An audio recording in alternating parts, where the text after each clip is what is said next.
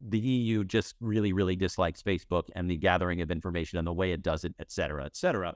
That said, that plus Apple and the iPhone's move to say, hey, do you want to be tracked by Facebook? And we can say no, was really supposed to be the death knell to Facebook and Meta. And remember, at the start of the year, the stock traded about 200% lower than it is now. I mean, it was about $90 a share. It recently went over 300. So Meta is dealing with this and still making a lot of cash, which is impressive. I don't know. We thought it was going to be fatal, and it turned out to be like a speed bump. Yeah, I guess the size of this thing is just that big, and the EU is not. I mean, I don't know. I'm just surprised because there are so many users over there. Maybe Meta is compromising and saying, okay, we'll ask your permission, but we're still going to then take your stuff. I just don't know. But advertisers still seem to be happy being on Facebook and Instagram. And remember, they're not happy. They haven't been for a while on Twitter. So maybe Facebook is positioning itself as the game in town other than TikTok and saying, hey, there's only so many online strong places to put your ads right now. Hi, everyone, and welcome to the Friday, August 4th installment of the Silicon Insider, the only uncensored look at life and business in the Valley. My name is Mike Malone. I'm here with special contributor Scott Budman of NBC Bay Area, who you all know well. Our producer is Jordan Henderson. Our East Coast correspondent is Bob Grove, and our host is the Silicon Valley Business Journal. Okay, Scott, this has been a weird week. I mean, we're getting mixed signals about the economy, about local companies. What do you think's going on? I mean, the big news seems to be, the best good news is 14 years after it was founded, Uber just turned a profit. You know, amazing. And the whole point that struck me was everyone said once the lockdown ends, companies like Uber that were delivering food and all that other stuff are going to really hit some hard times. And then there was the announcement of the shortage of drivers. And then all of a sudden, Uber announces positive numbers. They're in the black. I mean, they have $30 billion of debt from the last 13 years, but they actually turned a profit.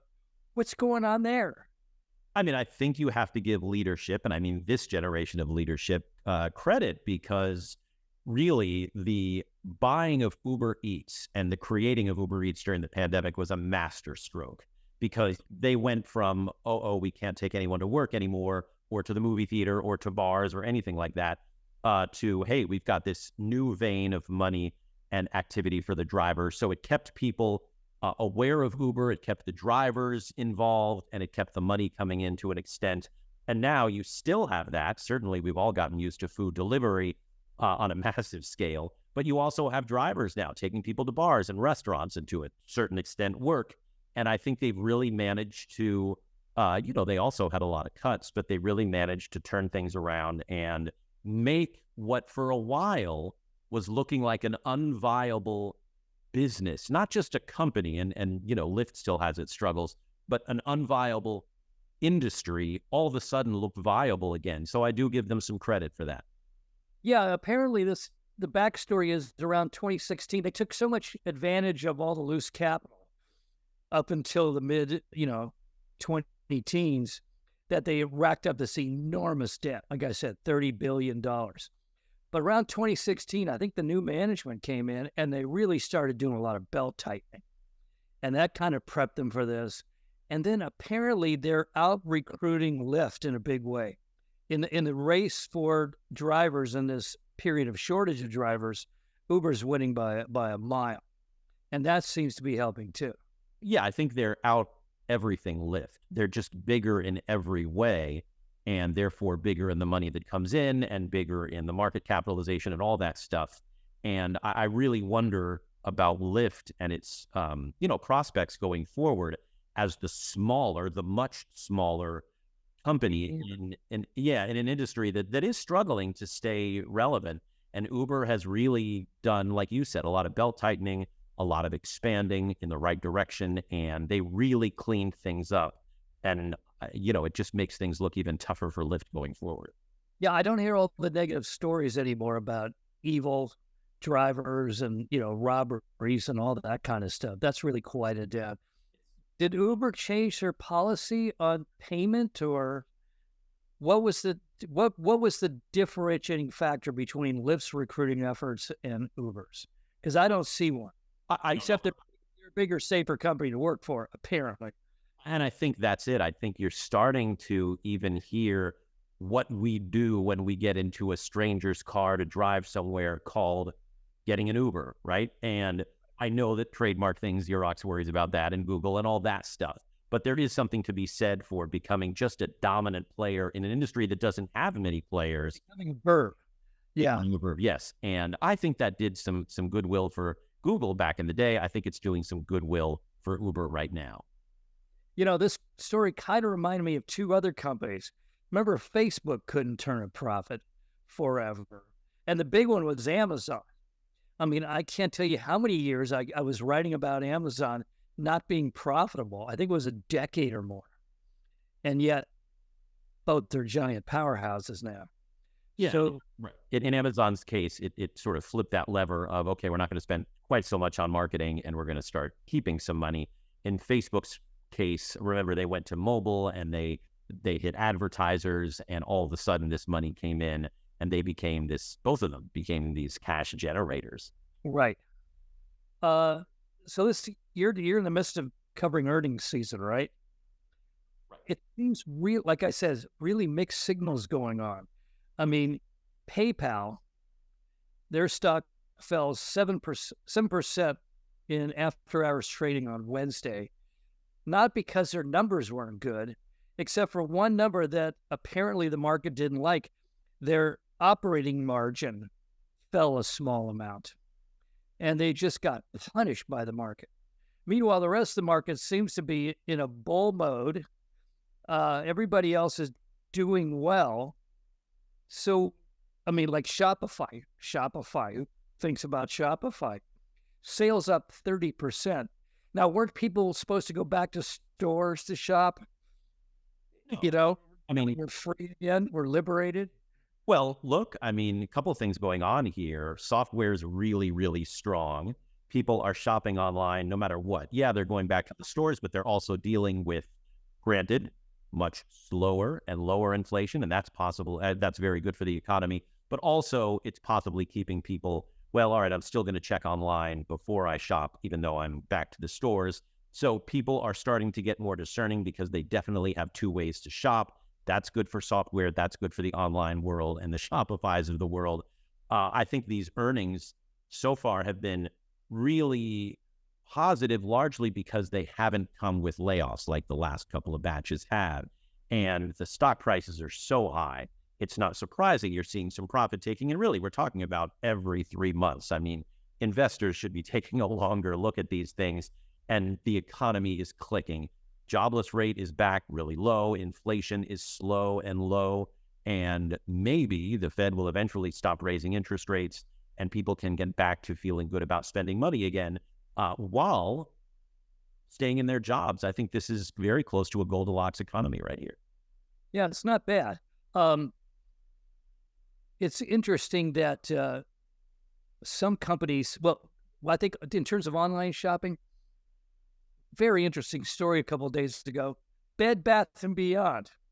Remember, they had 1 million stores across America, went into bankruptcy, disappeared. They already got new ownership, and they're back, and they're going to become an online service. I mean, it seems like an interesting model of doing business in the future. You get in trouble and die, but you still have a user base. Cut overhead by going online. And this is the biggest one I've seen after a bankruptcy, ever, I think. And I don't know if it's a one-off that, they got in there and Overstock.com taking them over. But I think it also says, look, these big box stores that were in malls may not have much of a future. I mean, some will, but some are really going to struggle. And the online world is waiting. But as we've seen, not everyone succeeds online. You have to have a good brand. You have to have good relations with your customers. Bed Bath & Beyond have that. So maybe it can make that transition. but not everyone will be able to. And it's a tough time. I think even in a strong economy, it's going to be tough for a lot of brick and mortar stores going forward, I think. Your comment about malls, the Wall Street Journal had a big story that almost every mall in America is in trouble right now financially. It's just a paradigm that may not be viable anymore. Partly because people don't want to be in giant crowds, I think. I also think it's a weird type of anachronism from the 1970s and 80s. Do you see that? I mean, that's a major mall building around here, in the valley. Is it too late? I mean, did they build, Santana Row and all those other places? Are they at the end of the curve? It depends. I think, you see some of these in Santana Row, I'd throw in them as really vibrant places where you do see a lot of people shopping and dining and even, shopping for cars. And yet at the same time, I have teens, they'll walk through the mall and enjoy it, maybe get a snack, maybe see a movie, then come home and order clothes online. And so, it becomes kind of a social thing instead of a commerce thing. So they are serving a purpose. But look, two cities 45 minutes apart, San Francisco shuts down its Westfield, Westgate Mall. San Jose's is up like 60% year to year. So it really depends where the money is, where the action is. And so the mall isn't completely dead, but it is struggling. Even as people like to go out and shop, it's clear that they're dropping their credit cards online for the most part. Okay, some more good news. U.S. companies added 324,000 jobs in July. Good. Gain in private payrolls exceeded all estimates, and wage growth, well, it's still growing, but it started slowing down. That's the good news. Bad news. The company Fitch, which helps define the debt rating of the finances of the U.S. government, downgraded the U.S. debt from AAA to AA+, which sounds silly, but that's a big drop. And the stock market reacted by collapsing a little bit. Fitch said steady deterioration in standards of governance, mostly overspending by the government, the level of government debt. Apparently our debt maintenance is now more than we spend on the military. So, I mean, we're carrying a huge amount of debt, and this downgrading is kind of a body blow. What do you think? I mean, are we heading into good times? I mean, it would seem like we had turned a corner and things are getting better, and yet we're getting these kind of nasty little reminders that maybe we're not entirely out of the woods yet. I mean, yeah, that's a good way of putting it. And I think this downgrade was met with a lot of surprise. I believe the last time we were downgraded, it was also because of a debt ceiling thing. And that's going to be a controversy. It just is. I mean, the political parties are fighting. They're far apart. One is going to hold the debt ceiling over the other. And that's how this is going to go. Does that mean our credit rating should go down? I don't know. I think the reason it was a surprise is because of everything else you said. Jobs up, unemployment down, salaries strong, earnings are good. I mean, what else does an agency want to see in an overall economy? And to lower the credit rating now felt like a surprise. But for that debt ceiling thing, yeah, we're carrying a ton of debt and will, for the foreseeable future, carry a ton of debt. So I don't know. Maybe it's not a surprise if that debt ceiling comes into play. But as far as the overall economy, I mean, America's looking pretty good right now. Yeah, especially compared to the rest of the world, which is not looking really good right now. Okay, when do the big boys come out with their financials? Well, some already have. You're about to get Amazon and Apple, and it's so far looking pretty good. But again, these valuations, the stock valuations are so high. You wonder if some people are going to say, even in the, and I think they are, even in the light of good earnings, good to great earnings, people are still saying, okay, but I've got to take some money off the table. Right. And I wouldn't be surprised to see that going forward. But so far, these numbers are strong. And for the most part, there's still more companies to go. But for the most part, we've seen the numbers come in without new announcements of layoffs. And that's really good. Yeah. But people got to be asking, how much higher can some of these things go? Yes. And let's get out before they start to, gravity reasserts itself. Right. Okay. You'll enjoy this because You know how we both feel about Meta Facebook. This must have killed them. Meta has offered to seek consent from its European users on whether they want to see ads on Facebook, Instagram, and YouTube, directed ads, using the data that Meta has stolen from them to help determine what ads to throw at them. They now have to give consent, according to, I guess European Commission is just coming down hard on Meta. This kind of goes against the whole philosophy of Meta, which is take all your information and feed it back to you to make money off of you. Right, but it doesn't go against the philosophy of the European Union, which is A, we don't like Facebook, and B, we'd like to shut down Facebook. I mean, the EU is just tough. Did you mention they don't like Facebook? I mean, I have been on Good Morning Britain being asked to defend Facebook because every other guest that's going to come on hates it so much. And I've been asked by Piers Morgan, hey, you're in the Silicon Valley. Can you defend Facebook? And I'm like, that's really interesting, sir, because my job is to point out the flaws in Facebook. But yeah, I mean, I get it. The EU just really, really dislikes Facebook and the gathering of information and the way it does it, et cetera, et cetera. That said, that plus Apple and the iPhone's move to say, hey, do you want to be tracked by Facebook? And we can say no, was really supposed to be the death knell to Facebook and Meta. And remember, at the start of the year, the stock traded about 200% lower than it is now. I mean, it was about $90 a share. It recently went over 300. So Meta is dealing with this and still making a lot of cash, which is impressive. I don't know. We thought it was going to be fatal, and it turned out to be like a speed bump. Yeah, I guess the size of this thing is just that big, and the EU is not.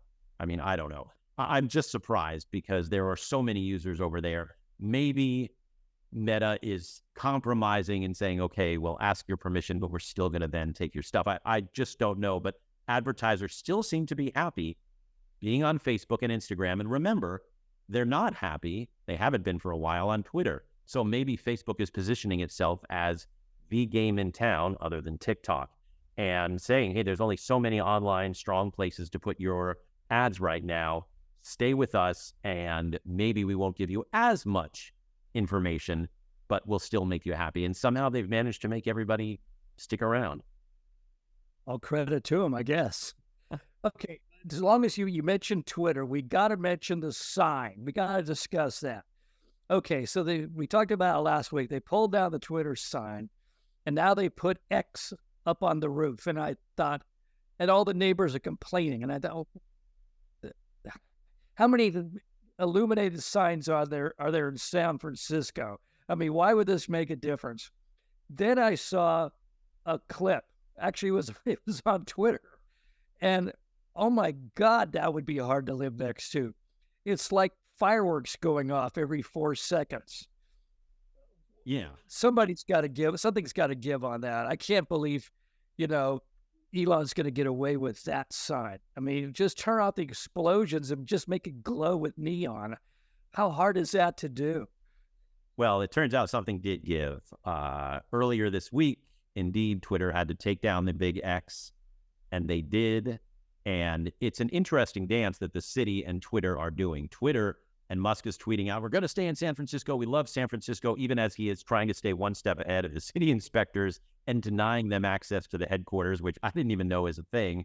Meanwhile, London Breed, San Francisco's mayor, desperate to not see yet another business leave town, is saying, hey, we want to come to an agreement. We want to make peace. And so there is this dance of friendliness back and forth. At the same time, Musk clearly wanted to show, hey, I can put a giant glowing X on my building and then take it down. Right now, the last I saw, and I try to check this whenever I'm up there, every couple of days, the sign is gone, the big X is gone. The white sign that had Twitter is just painted over white. So something's going to go somewhere. And maybe by the time you all are listening to this, there is yet another move to identify that building. But really, for all of the, hey, we're done with the bird, we're done with Twitter, we're all X now, the only logo on that entire building right now is a blue bird that's still there somehow. And I don't know what's going to be next, but this is just a fun little drama that all of Market Street has been able to take part in as it happens. I got to ask you, since you're up there all the time, I think you're going up there after this. I haven't been, like most people in the South Bay, I stay away from the city now. How bad, I see pictures and video of Market Street and a little bit of Mission where Twitter is, and it's like, it's a ghost town. I mean, is Twitter the only thing still, any business still standing up there? No, I mean, there are some businesses in the area, but really the workers haven't come back. And then that has caused some of those ancillary businesses, your cafes, your bars, your coffee shops, just shut down because they just don't have the foot traffic. And even Twitter itself is, a tiny, tiny percentage in terms of workers that it was. And so, yeah, that area, which was just thriving. The last time I was up there a couple of days ago to watch the whole X coming down drama, I remember being right in front of Twitter headquarters and seeing that the X was being taken down and all these things were happening. And I'm like, I got to go a couple of blocks away to get a shot with my phone because I'm too close to the building. And usually that meant, waiting for a lot of cars to go by and dodging people and trying to get it.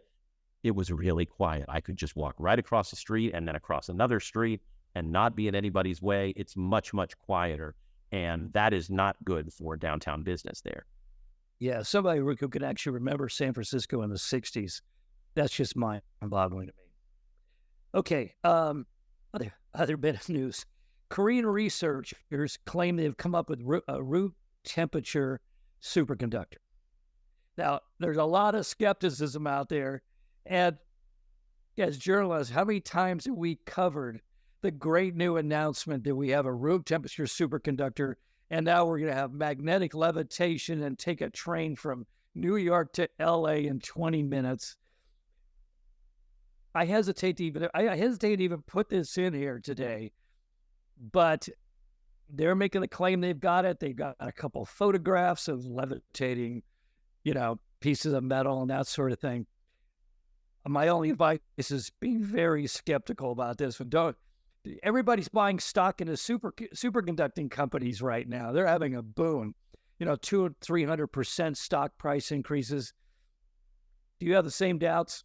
Well, look, here's the thing. I am not qualified to have doubts of this. And it's funny that you mentioned this because, a lot of people in the scientific community that are really smart see me on television or whatever on a podcast talking tech, and they think, hey, you'll understand this. And they're sending me these articles about this.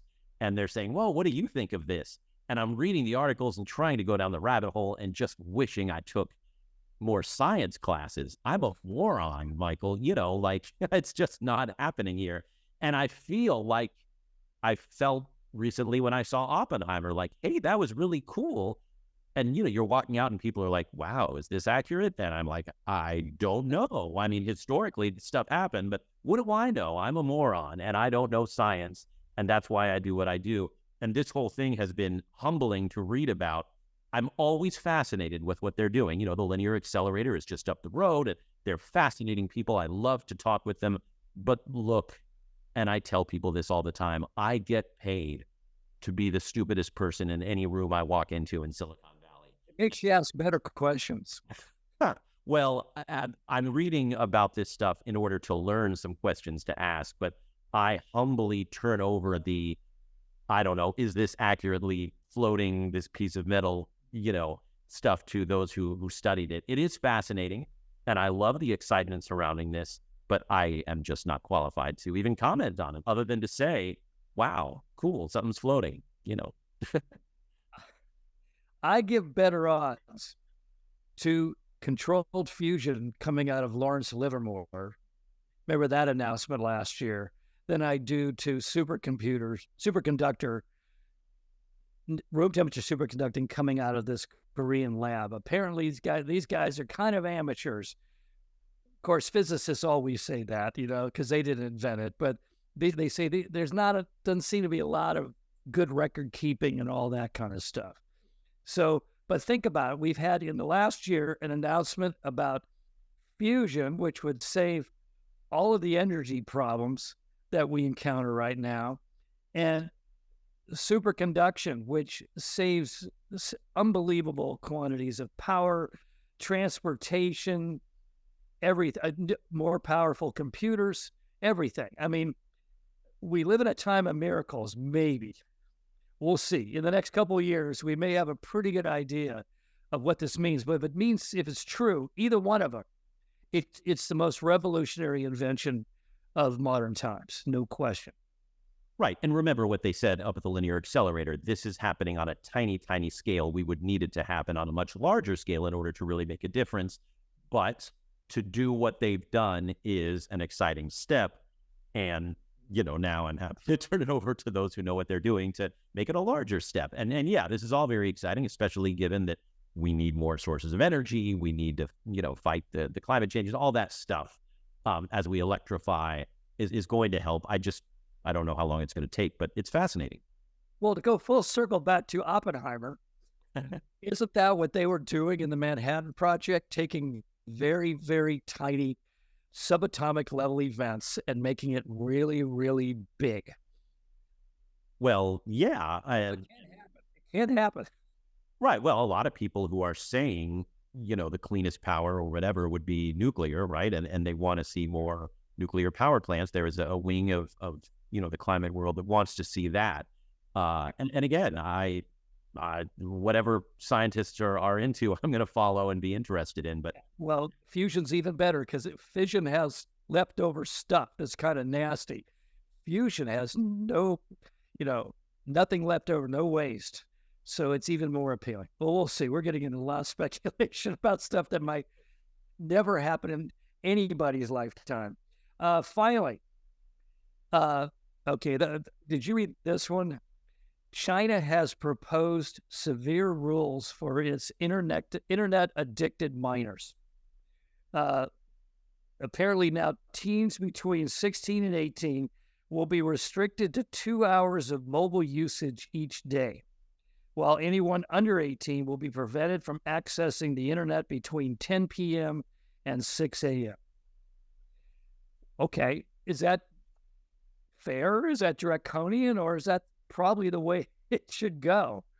What do you think? I mean, the kids next door, junior college kids, they were playing video games in their yard, projected on a screen for about 8 hours yesterday evening.